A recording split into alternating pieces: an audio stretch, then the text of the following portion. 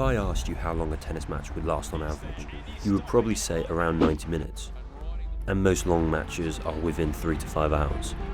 But in 2010 at Wimbledon, two men took the concept of endurance to a whole nother level. Someone has to win. This is the story of the longest tennis match in history. June 22nd, 2010. A first round match on court 18. On one side, 25-year-old John Isner, a 6'10" giant American, most known for his serve, a player who went on to have the most aces of all time.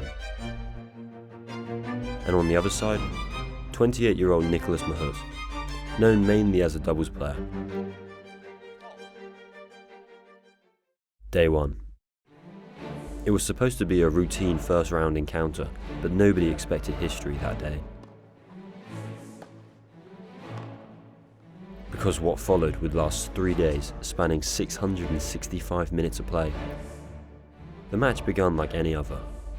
Isner took the first set 6-4, then Mahut responded, making it 6-3, and the third set also went to Mahut in a tiebreak.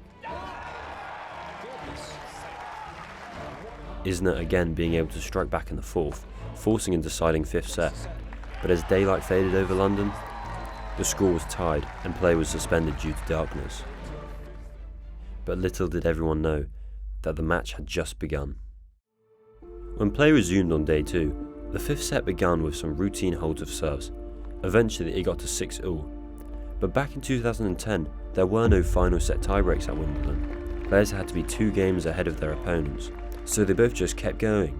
It went to 8-all, then more. And the games just started to blur together. The rhythm of serve and volley just kept echoing across court 18. 10, 20-all, 30-all, each hold met a polite applause that soon turned into disbelief. And as word got around that something was happening in court 18, the longest tennis matches going on right now. I am aware, yes. I'd be a fool if I wouldn't know. They're still going, and this is absolutely amazing. Crowds started to form around the small court. Neither man gave an inch. The serve speeds barely dropped, despite fatigue settling in by now. The score had now hit 40-all. The crowd knew that they were watching something beyond a normal sport.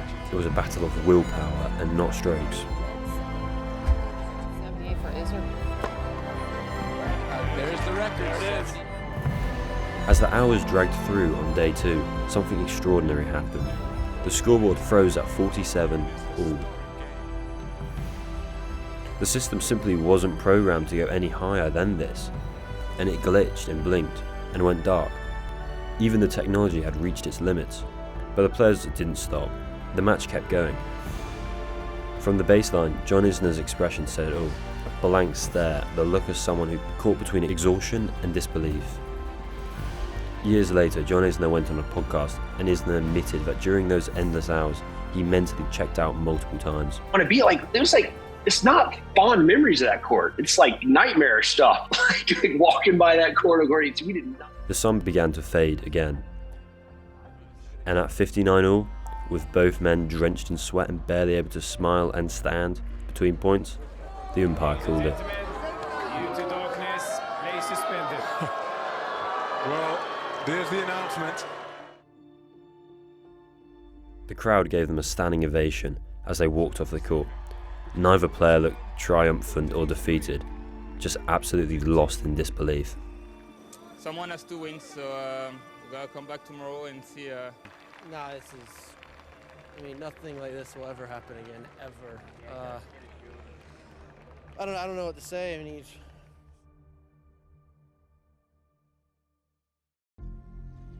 Now to some history at Wimbledon. The longest match in tennis history will pick back up again today after being suspended for darkness. It is all tied at 59 apiece in the 5th set. The first round match between American John Isner and Nicholas Mahut of France had already been suspended. June 24th, 2010. Court 18. The crowd gathered early. Journalists crowded the gates, and Isner Mahut walked out to an ovation fit for legends. But the atmosphere was strange. Quite quiet, almost a funeral. Everyone knew that what they were seeing wasn't just tennis anymore. I think that just puts a smile on your face. You just can't believe what you're seeing. Both players looked like ghosts of their former selves. Isner's right arm was very stiff, his face drained of colour. Mahut's eyes were sunken, his shoulders dropped. From the very first game of day 3, it was clear that this wasn't about who played better, it was about who could survive. The rallies were short. Aces still flew, the effort behind each serve was monumental. They were operating just off muscle memory, not energy. And at 65 all, the entire court seemed to hold its breath. Spectators weren't cheering anymore, they were praying. Every point felt like the last one in either man's body. In the stands, fans stood shoulder to shoulder, many of them returning for a third straight day. The chair umpire, Mohamed Layani, hadn't been replaced yet, and his voice was now sounding a bit raspy, but still guiding the history in front of him. Then it came to game 137. Isner held serve with one last thunderous ace, his 112th of the match, the most ever recorded in a match. And the next game would be the last. On Mahut's serve, his body betrayed him. And in the first hours, Isner's pounced, moving forward. The next point striking a clean passing shot down the line. And as Isner had match point,